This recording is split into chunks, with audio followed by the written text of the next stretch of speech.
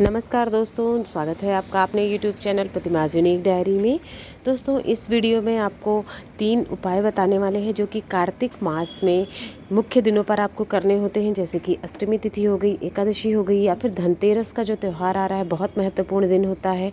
और साथ ही साथ दिवाली, किसी भी दिन कार्तिक माह में कर सकते हैं ये उपायों को, लेकिन दिवाली और धनतेरस पर विशेष महत्व है इन उपायों को। तो धनतेरस और दिवाली पर ज़रूर कर लीजिएगा ये उपाय। आ जाते हैं अपने सबसे पहले उपाय पर। ये उपाय जो है मनोकामना पूर्ति के लिए होता है, या फिर बहुत संकट में, बहुत परेशानियों में घिरे हुए हैं, समस्याएं आपकी ख़त्म नहीं होती है, जीवन में बहुत परेशानी बनी रहती है, कुछ ना कुछ समस्या आई हुई रहती है।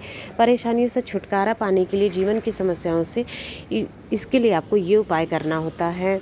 इस उपाय के लिए आपको लेना क्या होगा, एक बेलपत्र लेना होगा, मात्र एक बेलपत्र, जो कि कहीं से भी कटी और फटी नहीं होनी चाहिए। साथ ही साथ आपको शमी के पत्ते लेने होंगे। कितने लेने हैं? 3 शमी के पत्ते लेने हैं। 2 चीज़ें हो गई, बेलपत्र और शमी के पत्र हो गए 3। ये उपाय आप सुबह से लेकर के शाम तक कभी भी कर सकते हैं, पूरे दिन में आपको जब चाहें तब ये उपाय कर सकते हैं आप। और लेकर के दोनों चीज़ें साथ में 1 लोटा जल भी ले लीजिएगा और लेकर के चले जाना है शिव मंदिर में। आपको शिवलिंग के पास उत्तर दिशा की तरफ मुख करके खड़े हो जाइएगा।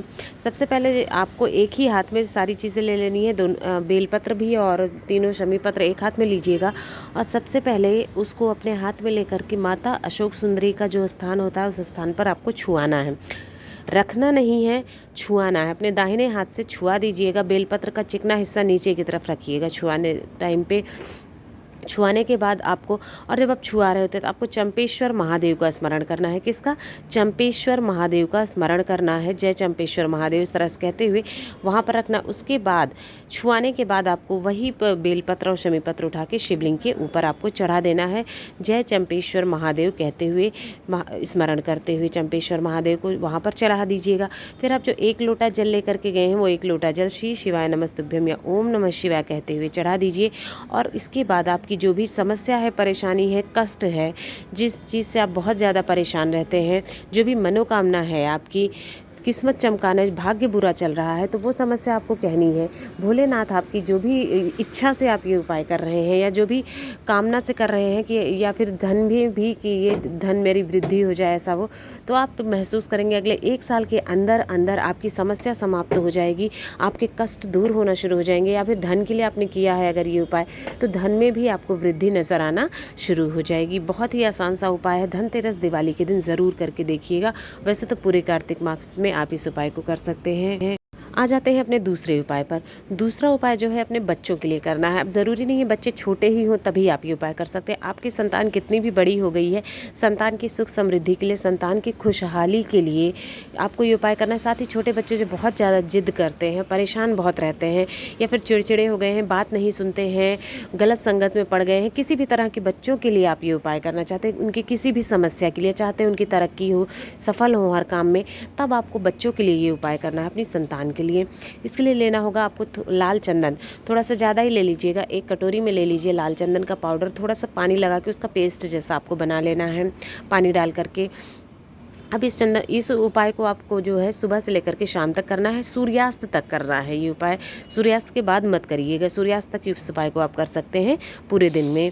इसके लिए आपको सबसे पहले वो चंदन लेकर के आपको चले जाना है बेलपत्र के नीचे। बेलपत्र का पेड़ होगा आसपास कहीं, या गमला है, पौधे में लगा है, कहीं पर भी है, आपको वहाँ जाना है। और 3 उंगलियों से, मतलब छोटी उंगली और अंगूठे को छोड़ के जो बीच की 3 उंगलियाँ होती हैं, उससे आपको त्रिपुंड बनाना है। बेलपत्र का पेड़ जो है, पेड़ के तने पर आपको त्रिपुंड बनाना है और अवधूतेश्वर महादेव को स्मरण करना है।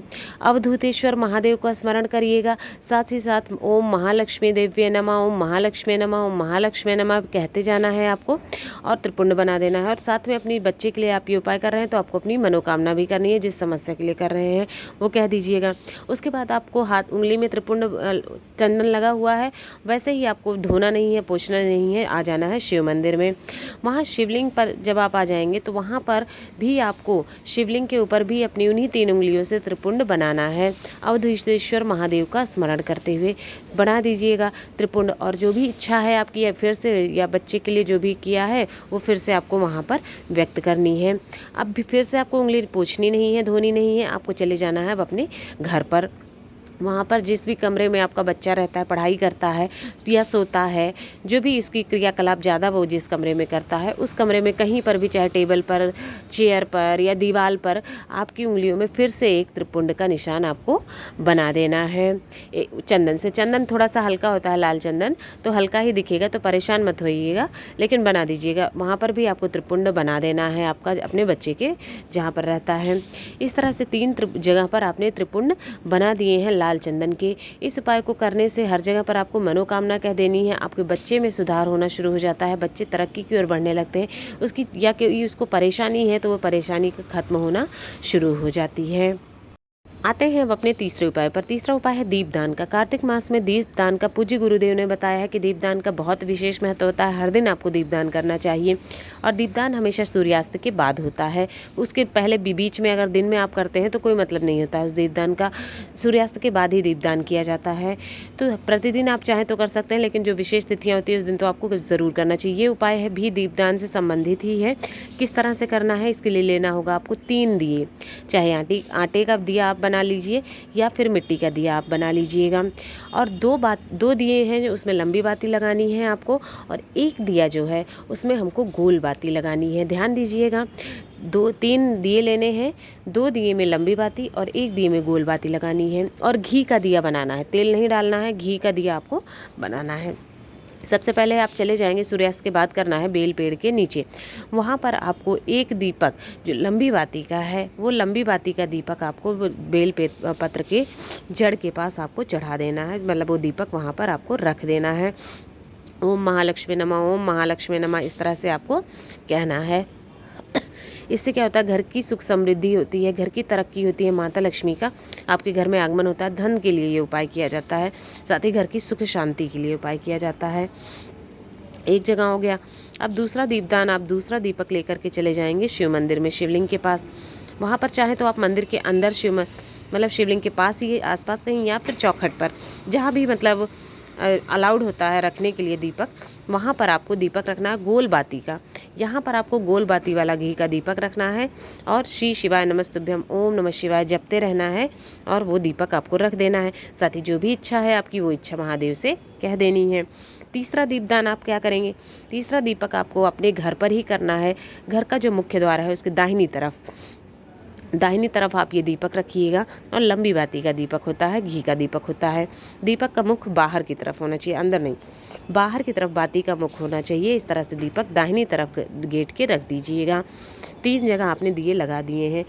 और ये जो दीपदान वाला है, ये माता लक्ष्मी के लिए होता है, धन संबंधी परेशानियों को दूर करने के लिए होता है, घर की सुख समृद्धि, घर की बरकत के लिए किया जाता है। इसलिए कहते हैं कि कार्तिक महीने में जो है माता लक्ष्मी के लिए विशेष, और विष्णु भगवान के लिए ये महीना माना जाता है।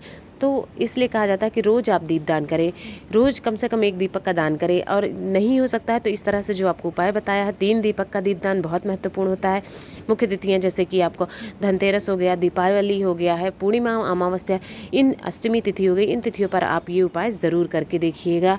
आपको कोई बहुत मेहनत का काम नहीं है, ज़रूर कर लीजिएगा। अगर 3 जगह आप जैसे बेलपत्र ना मिल पाए तो कोई बात नहीं, जो 2 जगह होती हैं उसकी जगह पर आप तुलसी के पेड़ के पास आप दीपक रख सकते हैं। अगर बेलपत्र ना मिल जाए तो वहाँ पर दिया जला दीजिएगा, दान कर दीजिएगा। तो इस तरह से आपके 3 दिए का दीपदान हो जाता है। अगर आपको वीडियो पसंद आया हो, जानकारी पसंद आई हो, तो वीडियो लाइक करिए, ज़्यादा से ज़्यादा शेयर करिए, और जो उपाय आपको समझ में आता है, जो उपाय आपको ज़्यादा आसान लगता है, वो उपाय करके ज़रूर देखिएगा। आप सभी पर भगवान भोलेनाथ की कृपा सदैव बनी रहे। श्री शिवाय नमस्तुभ्यम।